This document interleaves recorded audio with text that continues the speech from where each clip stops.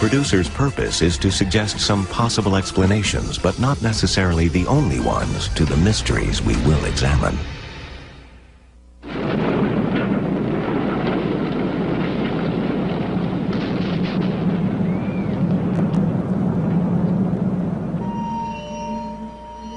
In August 1945, a motion picture camera crew enters the city of Hiroshima, Japan, to record startling images of the first city devastated by an atomic bomb.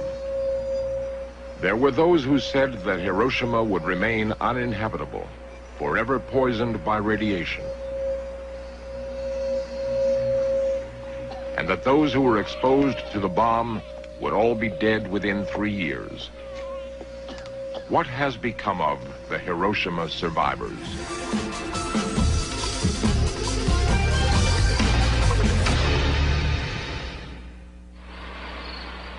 On July 16, 1945, a signal flare illuminates the barren New Mexico desert as scientists anxiously await the detonation of the world's first atomic weapon.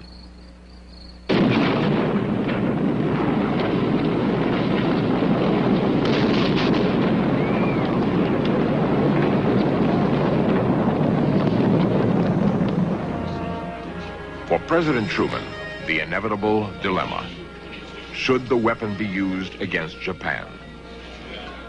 Believing that it will bring a speedy end to World War II and the savings of millions of lives, the president issues the order: drop the bomb.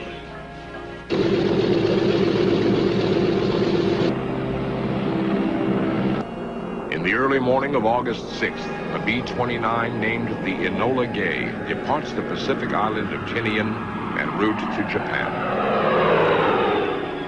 Her payload, a single 5-ton bomb nicknamed Little Boy. The mood in Hiroshima that morning was one of uneasy anticipation. While other Japanese cities were being leveled by American bombers, Hiroshima remained unchanged, and no one in Japan could understand why. Some thought Hiroshima was being spared because it was too beautiful to bomb. They thought the Americans were saving it to build villas there. Others speculated that a relative of President Truman's, perhaps even his mother, was living in the city, and that's why the city was being spared. Yet there were those who foresaw the real reason. Hiroshima was being reserved for a special, highly destructive weapon. Many survivors remember seeing the B-29 over Hiroshima that morning, but paid it little heed.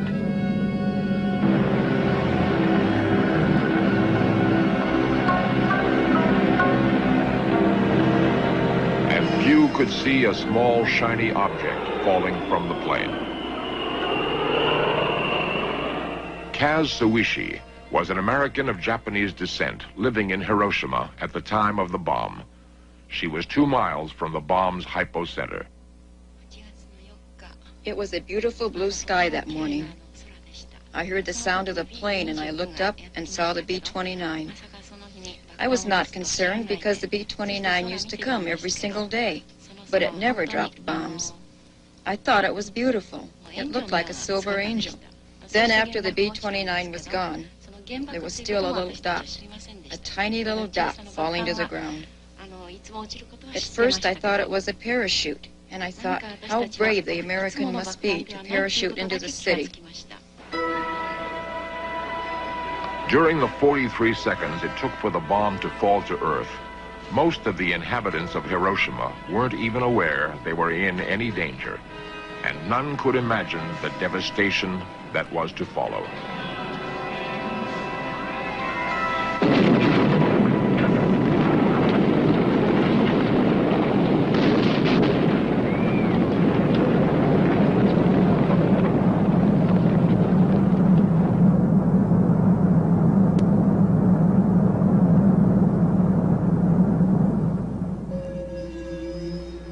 In an instant, the city of Hiroshima, Japan, was obliterated. Metal fused with stone, sand turned to glass. It was as if the sun had come in contact with the earth. every structure within a 2-mile radius of the bomb's hypocenter was destroyed.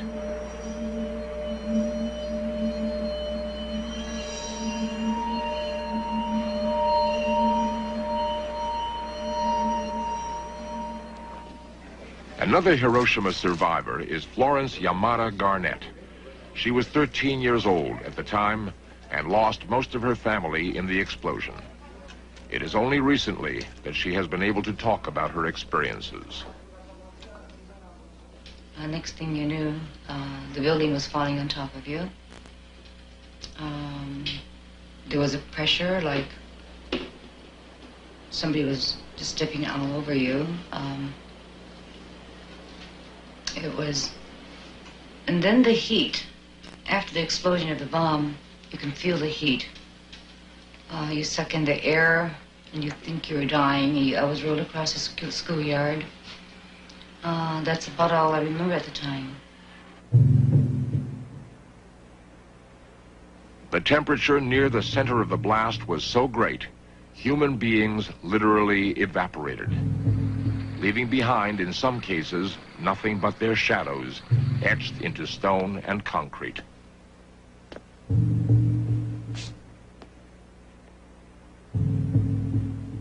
No one is certain how many were killed in the blast. Conservative estimates put the figure at 70,000, with many thousands more to die in the weeks and months to follow.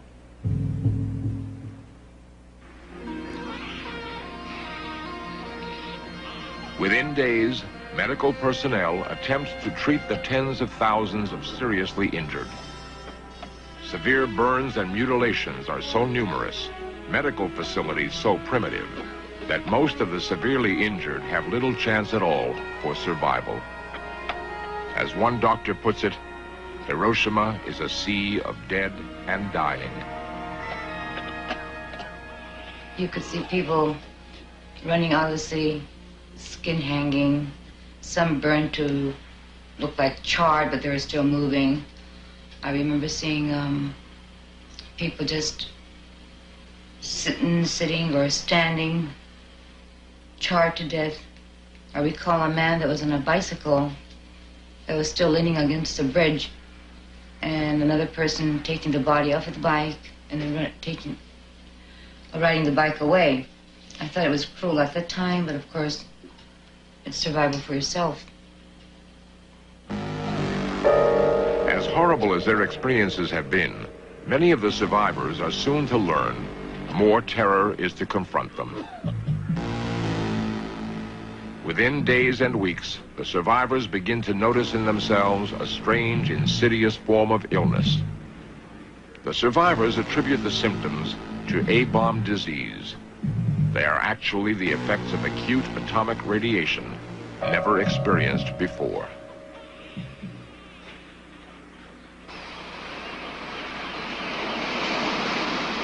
One man who understands the terror of radiation poisoning is Dr. Robert J. Lifton, a psychiatrist who has spent several years in Hiroshima and has interviewed numerous atomic bomb survivors.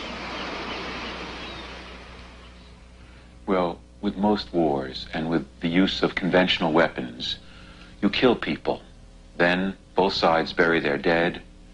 They then return to life as usual. Oh, they grieve and there's pain, but life goes on in the old-fashioned way. In Hiroshima, the bomb was dropped, and that was the beginning of lifelong effects. For instance, days, weeks, months after the bomb was dropped, and sometimes in people who seemed unaffected by the bomb, to have no marks on their bodies, they would suddenly find themselves having weird symptoms, very grotesque symptoms, bleeding from all of their bodily openings, bleeding into the skin, severe diarrhea, bloody diarrhea, extreme weakness, high fever, and when white blood counts could be taken, very high white blood counts, extreme weakness, and in many cases death. If people lived a little longer, other grotesque symptoms would follow, such as their hair falling out. Now, these were the symptoms of acute radiation effects. Nobody understood this at the time. They simply sensed that there was some kind of poison in the bomb. And the people in Hiroshima began to feel that this is a weapon that leaves behind poison in your bones. weapons, and that poison may strike you down at any time. The first thing we would do is get up in the morning and look at your forearm, and if you didn't have any purple spots, that means you're going to live for a couple of days. With me, I went, like as I said, I went through the radiation sickness of vomiting, nausea, dehydration, complete loss of hair. But I was one of the lucky ones to survive.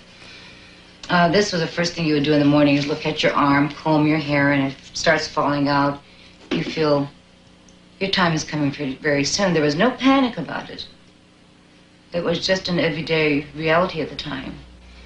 However, the people who are not exposed to the bomb directly were very hesitant in going back into the city. By that time, we had heard there was a different type of a bomb, that if you were exposed to the bomb, you may not live. Within weeks, the survivors of Hiroshima begin the lengthy and burdensome task of rebuilding. Unknown to them, the effects of the bomb would haunt them for years to come, in ways they could not imagine. In Search Of will continue in a moment here on the History Channel.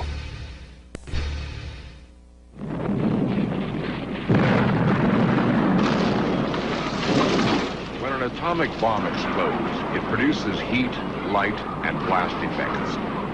In addition, there is the emission of invisible rays of atomic matter that bombard everything within the blast area. These invisible rays, referred to as radiation, have the capability of penetrating the human body. In small doses, certain types of radiation, like that used frequently in medical diagnosis, is believed to be harmless. But in massive amounts, like that experienced at Hiroshima, the results can be deadly. Penetrating the human body, radiation strikes deep within the cells our bodies are made of. When a damaged cell reproduces itself, instead of dividing to produce a new healthy cell, it manufactures an identically damaged cell. This type of growth, which frequently takes years to surface, leads to the disease we call cancer. Scientists had been aware of the harmful effects of radiation for some time and wanted to determine how much of it had been received in Hiroshima. Human bone fragments, one of the materials that best retains radiation, were collected at various locations in the city for analysis later. The early findings revealed that a large amount of highly toxic beta and gamma radiation had been dispersed throughout the city at the time of the explosion. What effect this would have on the Hiroshima survivors was still unknown. All that was certain was that many of the survivors, even those who seemed unscathed by the bomb, were carrying within their bodies the potential for great harm that would not reveal itself for years to come. Dr. Stuart Finch has recently concluded a 34-year investigation into the delayed effects of radiation exposure. Major findings early were the occurrence of increased cataracts in the lenses of the eyes, and then the increased occurrence of leukemia, which in the heavily exposed population reached a peak rate of about 40 times the normal rate. Concomitantly, there's been an increased rise in cancer rates in Hiroshima, particularly cancer of the stomach, cancer of the thyroid, cancer of the lung, breast cancer, and most recently the occurrence of multiple myeloma, which is a form of bone cancer. I think it is safe to say that there has been a definite relationship established between the occurrence of exposure in these survivors and the occurrence of cancer. The effects of radiation can remain hidden for generations. When sex cells are radiated, the victims may remain in perfect health, but pass on genetic damage to their offspring. When hundreds of exposed women who were pregnant at the time of the explosion gave birth to defective children, it created widespread fears of permanent genetic damage. But the damage suffered by children in the womb was the result of direct exposure to radiation, not genetic inheritance. Nonetheless, Fears of genetic damage continued for years until Hiroshima had been rebuilt and thousands of healthy children were born to Hiroshima survivors. Today, most authorities conclude that the genetic threat from radiation in Hiroshima is much smaller than previously believed. One man who thinks differently is Dr. Gerald Hirsch of the Wadsworth Medical Center in Los Angeles. The most recent studies indicate little or few long-term genetic effects for radiation. One recent study indicated that only one child out of 12,000 children of radiation-exposed Japanese had a mutation. However, several years ago, we developed a test that we thought would pick up a majority of mutations. The test uses just an ounce of blood and involves the purification of the oxygen-carrying protein of red cells. Many of the radiation-exposed people had an abnormal value in this test. These data indicate that the mutation rate for radiation may be much higher than we previously thought, perhaps as much as 1,000 times higher. If Dr. Hirsch's findings are correct, it would mean that seemingly healthy children could be carrying genetic damage that might not reveal itself for generations. We're not sure, though, how many of the mutations measured by this test will have bad effects in future generations.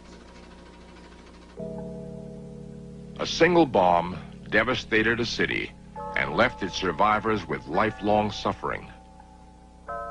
How deep are the scars of Hiroshima? Nuclear weapons are radically different from ordinary bombs.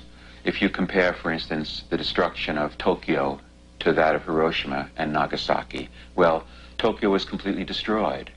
More people were killed in Tokyo than were killed in Hiroshima or Nagasaki. But it took thousands of bombs, over hours of saturation bombing, to do that to Tokyo. In Hiroshima, a single bomb dropped from a single plane destroyed an entire city. Now that created in survivors in Hiroshima the sense of a sudden and absolute shift from normal existence to an overwhelming encounter with death. They suddenly found themselves in the midst of a sea of dead and dying, and they walked about in a daze, like people in a dream, as they described it, not really knowing whether they were dead or alive. Now, one imagines that in the midst of disaster, people are panic-stricken, running around, screaming. That's not the way it was in Hiroshima. Rather, they walked around quietly, as in a silent movie, very muted, very still. And when you see the films of those early days, that's the kind of faces that you see. That's also psychic numbing. Their minds are shut down, they're muted. It's a defense against ordinary or normal degrees of feeling, because one simply couldn't permit oneself ordinary forms of feeling and suffering, ordinary psychological pain, to those influences and still remain sane. The psychological pain suffered in Hiroshima still exists today. I guess it was about 10 years ago when I had a fire in the house. There was a time when, at that time, I couldn't separate Hiroshima and present. And that was, as weird as it sounds, it was very true. I became very hysterical, which I wasn't hysterical during the Hiroshima fire. I could not separate Hiroshima and present.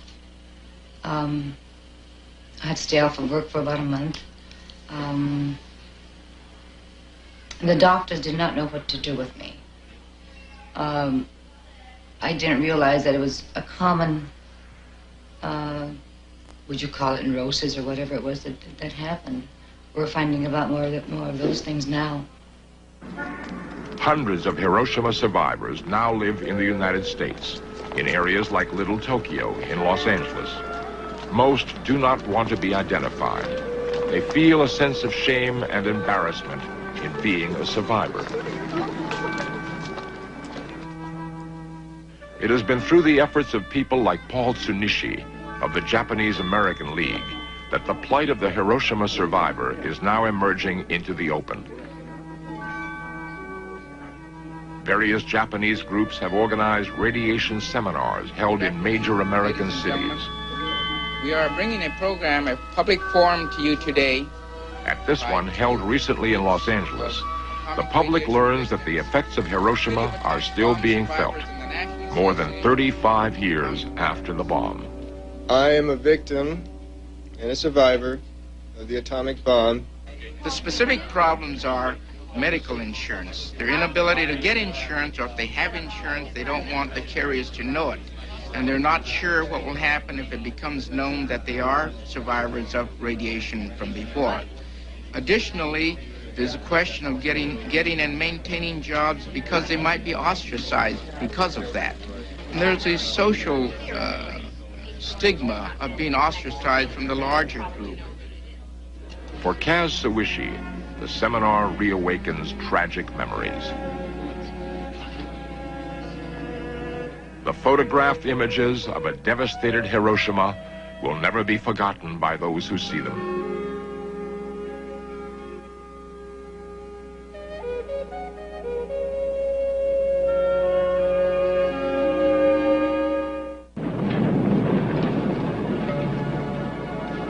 In a matter of seconds, a city was destroyed.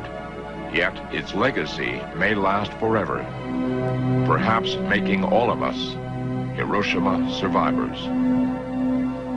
If a bomb were dropped today, there would be no outside world, nobody there to help. There would be no recovery.